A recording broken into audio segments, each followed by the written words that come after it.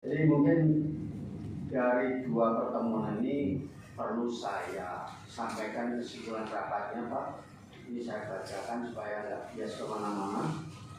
Dari pertemuan tanggal 18 Juli 2004 yang lalu, ini poin pertamanya adalah harapan dari pemerintah Kabupaten Tulungagung ada bantuan kegiatan perbaikan jalan lingkar Waduk Wonorejo yang bisa dilakukan dari pemerintah pusat, dalam hal ini adalah BPWS Brantas. Mengingat status aset merupakan kewenangan pemerintah pusat. Jadi memang benar itu adalah aset yang tercatat sebagai BUMN, barang milik negara di kami, perolehannya seperti itu, Pak. Jadi memang membangun atau memperbaiki kalau itu di atas tanah yang bukan kewenangannya, ini memang tidak tepat, Pak. Itu alasannya. Kemudian poin yang kedua dari BPWS Brantas, jalan lingkar Waduk Wonorejo itu pada awalnya merupakan jalan inspeksi untuk kegiatan pembangunan Waduk Wonorejo saat itu, tetapi dalam perkembangannya telah beralih fungsi menjadi jalan umum yang mempunyai fungsi sosial, sehingga ke depan perlu adanya perubahan status jalan. Jadi itu tadi yang saya sebutkan pertama, bahwa itu merupakan barang milik negara yang tercatat, Pak. Barang milik negara itu diperoleh dari pengeluaran APBN, Pak. Nah, ini supaya berubah status dari jalan inspeksi yang kami, cara pandang kami adalah jalan inspeksi, bukan jalan umum. Tetapi masyarakat tentunya karena ini merupakan jalan akses satu-satunya, tentu kita memandang jalan umum. Jadi untuk perubahan status ini ke depan perlu adanya Bapak harus dihibahkan ke daerah supaya Pak Bupati bisa memperbaiki dengan anggarannya sendiri. Kemudian yang poin 4, sesuai data inventarisasi aset terdapat 3 status tanah berdasarkan ALAK, yaitu BMN yang sudah bersertifikat, BMN belum bersertifikat, ini istilahnya konflik terminal dengan pihak perhutani, dan tanah perhutani. Jadi sepanjang 24 kilo itu, Bapak, itu yang 7 kilo clear merupakan BMN, dan kami sudah punya sertifikatnya seluas kurang lebih 2 hektar yang 7 kilo itu. Kemudian yang setelahnya berarti 24 kurangi 7 itu ada tukar guling yang belum clear sampai sekarang dengan pihak perhutani. Sampai sekarang belum clear. Kemudian yang ketiga clear milik perhutani. Nah, itu Pak. Kemudian poin kelima, kegiatan perbaikan jalan lingkar Waduk Wonorejo telah diusulkan dalam program penganggaran Balai Besar Wilayah Sungai Brantas, namun belum mendapat persetujuan. Nanti Mbak Yanina akan menjelaskan mengenai penganggaran. Kalau saya bukan kapasitasnya menyampaikan soal anggaran. Poin ke-6, surat Bupati Tulungagung tersebut pada butir 01 akan ditanggapi oleh BPWS Brantas dengan tembusan kepada Kementerian PUPR untuk mendapatkan perhatian lebih lanjut. Jadi surat Bupati sudah kami balas, Pak, tanggal 25 Juli ini, dan intinya seperti pada notulen ini. Intinya yang disampaikan ya mengutip apa yang tercatat di notulen ini. Kemudian yang nomor 7, berdasarkan surat tanggapan BPWS Brantas tersebut pada butir 6, Bupati Tulungagung diharapkan bersurat kepada Bapak Menteri PUPR perihal permohonan perbaikan jalan lingkar Waduk Wonorejo. Memang seperti itu, Pak. Jadi selama saya mengurusnya aset, itu kalau down to top itu kurang efektif. Jadi saya harapkan semua stakeholder, baik dari bupati, PJT, BWS, bahkan dari masyarakat langsung, ini sifatnya secara simultan gerak bareng untuk menyukseskan permohonan perbaikan itu Bapak. Jadi saya harapkan memang pada saat itu dari pihak Pak Bupati ini yang mempunyai jabatan politis bertemu apple to apple dengan bersurat ke kementerian Bapak. Jadi kalau dari kami sendiri harus loncat ke kami di eselon 2 Pak. Kalau bersurat mesti ke eselon satunya. Eselon 1 ke kementerian atau ke sekjen seperti itu Pak. Jadi supaya lebih efektif, kalau itu saya harapkan mendapat rekom dari Bapak Menteri langsung. Nah, ini menjadi kegiatan yang sifatnya prioritas. Nanti di penganggarannya gampang Pak kalau dapat rekom dari Pak Menteri. Seperti itu Pak harapannya. Kemudian poin yang ke-8 Pak, Dinas Pekerjaan Umum Kabupaten Tulungagung memberikan saran untuk desain perbaikan jalannya menggunakan perkerasan rigid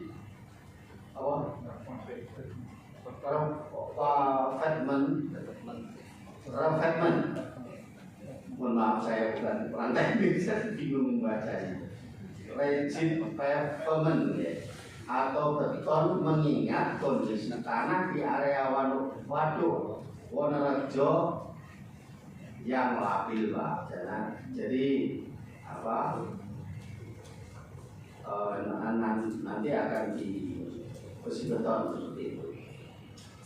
Kemudian poin ke-9, Perum Jasa Tirta 1 di tahun 2024 ini akan melakukan pengukuran jalan dan inventarisasi kerusakan yang nantinya bisa menjadi dasar perencanaan perbaikan jalan dan tetap akan mengalokasikan dana untuk perbaikan jalan secara spot-spot atau per titik Pak, mana yang lebih diprioritaskan atau rusak berat seperti itu Pak. Mengingat keterbatasan anggaran. Kemudian poin ke-10, BPWS Brantas menyarankan adanya permohonan hibah. Jadi hibah itu bukan dari pemilik ke yang memerlukan, harus dimohonkan oleh pihak Pemkab Tulungagung kepada Bapak Menteri langsung untuk penanganan jangka panjangnya.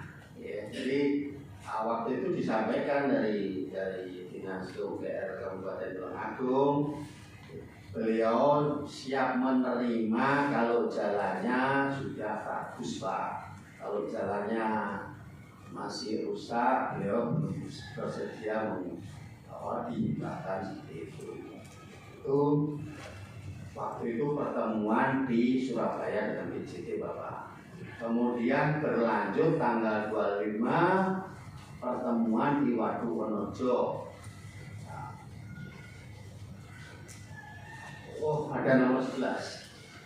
Mana?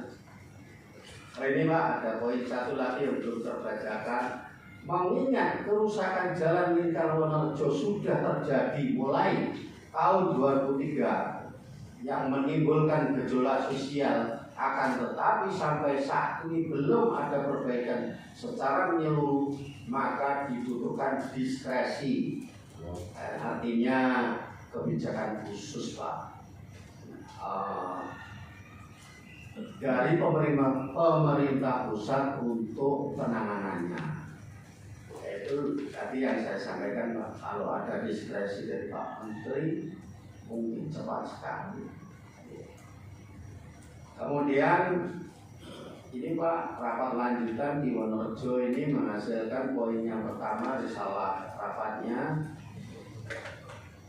BPWS Brantas dan PJT 1 telah menyampaikan rencana tindak lanjut penyelesaian penanganan jalan lingkar Waduk Wonorejo, yaitu yang A, tahapan jangka pendek PJT 1 dengan dana internal PJT akan melaksanakan perbaikan secara berkala, skala kecil, sebagian kecil, jalan lingkar waduk pada tahun 2024 dengan konstruksi beton. Kemudian yang B, tahapan jangka menengah. PJT 1 saat ini telah menginisiasi kegiatan pengukuran, artinya kegiatan sudah dimulai ya. Jalan lingkar 24 km dan inventarisasi kerusakan jalan untuk segera dapat disampaikan kepada BPWS Brantas dan untuk dilanjutkan oleh BPWS Brantas dalam usulan program tahun 2025 itu Pak. Kemudian BPWS Brantas menyarankan agar pihak paguyuban masyarakat Wonorejo untuk menyampaikan surat aspirasinya kepada Kementerian PUPR untuk mendapatkan perhatian dari pembina pusat. Tembusan surat disampaikan kepada Bupati, Kementerian Perhutani, Kepala BPWS Brantas, dan Direktur Perhutani Jasa Tirta. Poin yang ketiga, pihak paguyuban masyarakat Wonorejo bersedia untuk menyampaikan surat aspirasi perihal permasalahan jalan lingkar Wonorejo kepada Kementerian PUPR sebagai bentuk upaya masyarakat Wonorejo untuk menyelesaikan permasalahan jalan lingkar Waduk Wonorejo. Pihak paguyuban masyarakat Wonorejo mengharapkan untuk adanya surat balasan dari Kementerian PUPR sampai dengan 2 minggu ke depan. Jika belum diterima surat balasan tersebut, maka pihak paguyuban masyarakat Wonorejo akan melakukan aksi demo di Waduk Wonorejo. Dan ini sudah sampaikan ke pimpinan kami juga. Jadi, kemudian poin keempat Bapak, pihak paguyuban masyarakat Wonorejo berminta untuk perbaikan jalan lingkar waduk secara keseluruhan. Ini 24 kilo itu Pak, dapat masuk dalam anggaran BPWS Brantas dan dilaksanakan perbaikan pada tahun 2025. Jika tidak terlaksana, maka pihak paguyuban masyarakat Wonorejo minta agar jalan desa yang telah tenggelam di bawah elevasi waduk menjadi genangan Pak saat ini, untuk dikembalikan kembali ataupun kembali melaksanakan aksi demo di Waduk Wonorejo. Ini aspirasi dari paguyuban masyarakat Wonorejo. Kemudian poin yang kelima, pihak paguyuban masyarakat Wonorejo meminta kepada BPWS Brantas dan PJT 1 agar setiap progres pelaksanaan penyelesaian permasalahan jalan lingkar Waduk Wonorejo untuk disampaikan update-nya Pak. Jadi kami selalu komunikasikan nanti seperti apa update-nya. Jadi itu Pak. Yang pertama pertemuan di Surabaya, yang kedua pertemuan di Wonorejo. Sekali lagi kami dalam kesempatan ini tidak debat masalah ini kewenangan siapa dan sebagainya, tapi lebih fokus dari penganggarannya. Tapi sekali lagi saya sampaikan Pak, kami kapasitasnya atau tugas kami, tugas dan fungsi kami hanya mengusulkan anggaran, mengusulkan model. Artinya ada pihak yang menentukan kebijakan itu Pak, yang menyetujui juga ada dari pusat Pak. Sehingga kalau kemungkinan terburuk itu tidak disetujui, dan kami yang mengambil risikonya, artinya bisa berbuat apa-apa kalau memang anggaran itu nantinya kita kan mengantisipasi kalau seandainya tidak disetujui aja. Kalau disetujui, saya malah senang Pak. PJT juga senang karena ini merupakan akses untuk wisata juga ya. PJT juga senang. Kami senang mungkin dapat proyek Budian ini. Jadi masyarakat ya senang. Jadi sebenarnya ini semangat kami bersama dan kami sampaikan waktu itu, kami empati sekali. Karena ini merupakan jalan satu-satunya bagi masyarakat. Jadi kalau semangatnya Pak Jokowi membangun akses jalan sampai ke tepian pulau di Indonesia ini, maka yang di Pulau Jawa ini kalau ada yang jalan rusak, ya kami ikut. Kami sayangkan sekali Pak. Kalau jalan di Papua sana sudah bagus, ini jalan di Wonorejo masih rusak. Jadi pembahasannya mungkin nanti di penganggaran ini Pak, fokusnya nggak usah asetnya berapa ribu meter persegi itu nanti mundur lagi. Ini Bapak dari BWS, dari saya sekian, mungkin dari rekan yang lain bisa menambahkan.